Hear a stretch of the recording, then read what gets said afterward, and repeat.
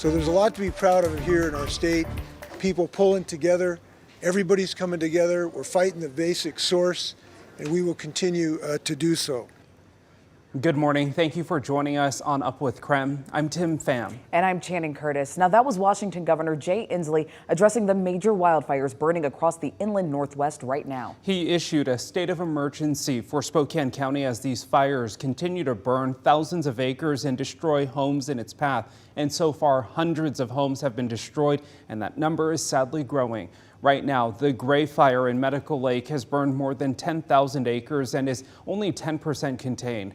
Firefighters say the fire has burned at least 185 homes and buildings, but that number is expected to increase once crews can do a formal count. We do know that the fire has killed at least one person.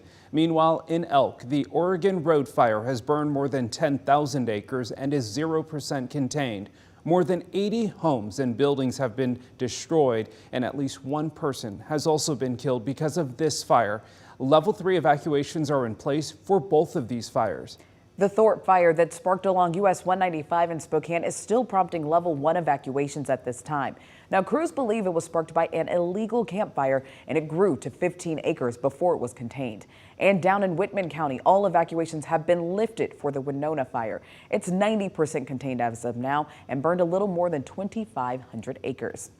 So right now, I-90 is still closed in both directions because of the Gray Fire. Yeah, new from overnight, WashDOT has actually updated their detour route to help people get around. We want to show you this here on your screen. This is an updated I-90 detour map. The original closure near Sprague will now be pushed back to the Tyler and State Route 904 exit. Meanwhile, to the east, the original US 2 exit will be pushed towards the Four Lakes exit. WashDOT is now sending all east and westbound I-90 traffic through State Route 904 through Cheney. SR 904 will be the primary detour until I-90 can reopen. And I'll take a look at this video. This is exactly what firefighters have been dealing with along the side of the freeway. WashDOT told KREM 2 that hazardous trees are a big problem right now. Specialized teams from all across the region will be traveling to Medical Lake to assist in their removal. But there is still no word on when exactly I-90 will be able to fully reopen.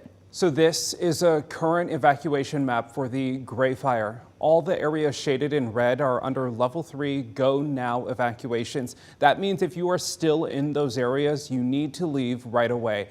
The level 3 evacuations include the entire city of Medical Lake and the community of Four Lakes. The areas in yellow are under level 2 get set evacuations, meaning those people need to be ready to leave at a moment's notice. This includes the area of Tyler and West Lance Hill Road. Cheney is not under any evacuation notices at this time. There are still shelter-in-place orders, though, for the Lakeland Village, Eastern State Hospital, Martin Hall, and Pine Lodge. This means people in those places need to stay inside and seal windows and doors to prevent hazardous air from getting inside. So we want to take a closer look at the Gray Fire. It's burned an estimated 10,000 acres and is currently only 10% contained. Now, the entire city of Medical Lake remains under those level 3 go now evacuations for now a 4th day as crews work to increase containment. Firefighters say this fire has burned at least 185 buildings, with many being homes, and that number is expected to grow once crews can do a formal count. Sheriff John Knowles warned residents to stay out of the evacuation zone as conditions remain unpredictable. And as soon as it is safe to let people back into those areas, we will let them do it. I can tell you from firsthand experience driving through some of these areas where maybe the fire burned 40 hours ago where it started. There are still active hotspots in those places.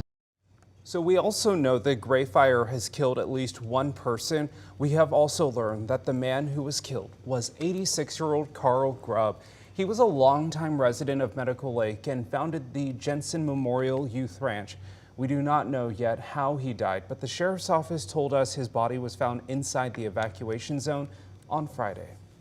Now let's turn our attention now to the Oregon Road fire near Elk. Once it started on Friday, it's burned more than 10,000 acres and it remains 0% contained. And level 3 evacuations remain in place for both Spokane and Pend Oreille counties. So here's what you need to know. If you are in the area shaded in red, you need to leave immediately.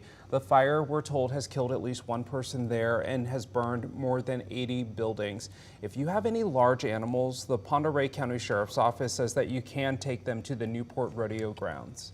And the Red Cross has also set up a shelter at Riverside High School in Chattaroy as hundreds of people were forced to evacuate from their homes. Yeah, that's where we find KREM 2's Nicole Hernandez this morning. So Nicole, you've been there now. What are you seeing at this hour? Good morning. It's Tim Shannon. Good morning. So right now I'm at Riverside High School, which is where this Red Cross shelter is set up for anybody evacuating from the Oregon Road fire. Lots of cars in the parking lot this morning. A couple of people we've talked to this morning actually having to sleep in their cars because they have animals, but of course still here to take advantage of some of the services from the Red Cross. Now this fire has been burning since Friday, so some people here for several days now, and the fire is continuing to grow at this point. Crews right now have said the fire has burned more than 10,000 acres and crews have not been able to get any containment on it. We do know one person did die in this fire. Now DNR says they ended yesterday with about 460 people working the fire, and there's been a lot of community support as well, but the fire of course has been devastating. We know that more than 80 buildings have burned and the dry conditions have made it hard for firefighters. This area is what we call our heavy fuels. We have a lot more forest land, more timber, more fuels on the ground. So our intensity, so that's just a heavier fuel loading, and they can start driving our fire, what we call a column-driven fire. We can get a lot more with these heavy fuels versus a wind-driven fire. Now, if you're still trying to get in contact with loved ones, the Spokane County Sheriff's Office is asking that you call Crime Check. Sheriff John Knowles says it is important to let authorities know so they can start keeping track of anyone who's unaccounted for. If you are aware of somebody who lived there in the area of this fire who you can't get a hold of, we're asking that you call Crime Check, make a missing persons report, and that is the most effective and most efficient way for us to get those people who we need to be aware may be still in the area and get resources to try to locate them. So that is something that's very critical. Now, it's also critical for everyone to stay out of those evacuation zones. I know it might be tempting to try to go in, check on your home, but those evacuation zones are, of course, in effect for a reason. If you have someone, again, that's missing, instead call Crime Check. That number's at the bottom of your screen. You can also find it on our website right now at krem.com. Now, again, we have learned that one person has died in this fire. At this point, we know at least 80 structures have burned, but crews say they'll have a better idea of just how many structures have burned in the next few days as they're really able to get in and assess some of that damage. Live in Chattaroy, Nicole Hernandez, KREM 2 News.